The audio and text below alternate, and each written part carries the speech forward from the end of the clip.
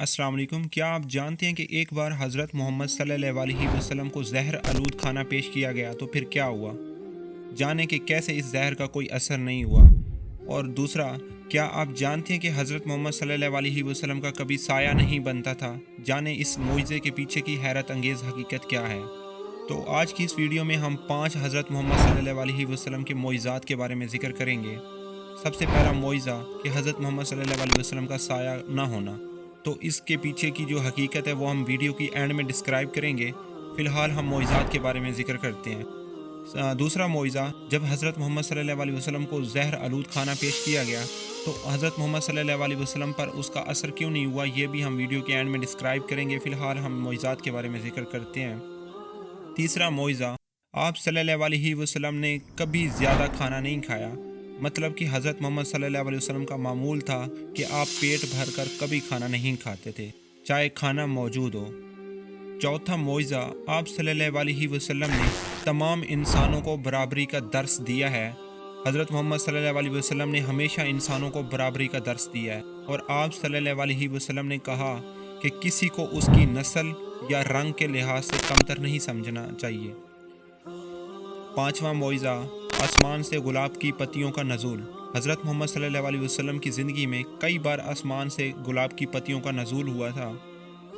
ये वाक़या इस बात की निशानदही करता है कि आप सल्लल्लाहु अलैहि वसल्लम की ज़ात अल्लाह की ख़ास करम की हामिल थी।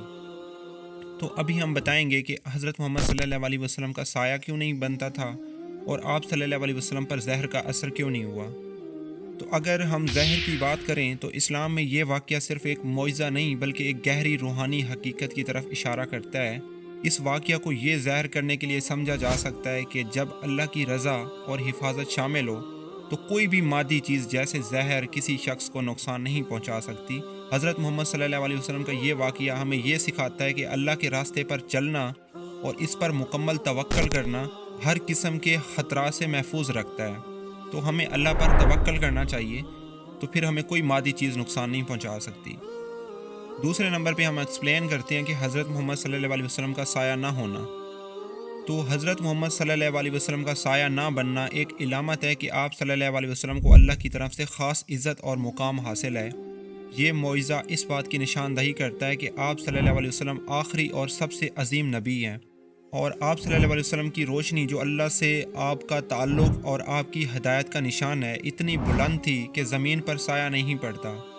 ये वाक़या आप सल्लल्लाहु अलैहि वसल्लम की अल्लाह के साथ क़ुर्बत और आप सल्लल्लाहु अलैहि वसल्लम की रूहानी बुलंदी को ज़ाहिर करता है।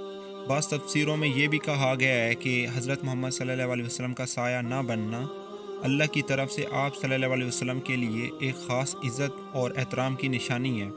दुनिया में हर शख्स का साया बनता है लेकिन हज़रत मोहम्मद सल्लल्लाहु अलैहि वसल्लम का साया ना बनना इस बात की इलामत है कि आप सल्लल्लाहु अलैहि वसल्लम की मौजूदगी ज़मीन पर किसी आम इंसान की तरह नहीं थी, बल्कि आप सल्लल्लाहु अलैहि वसल्लम का मकाम और मर्तबा अल्लाह के यहाँ बुलंद है।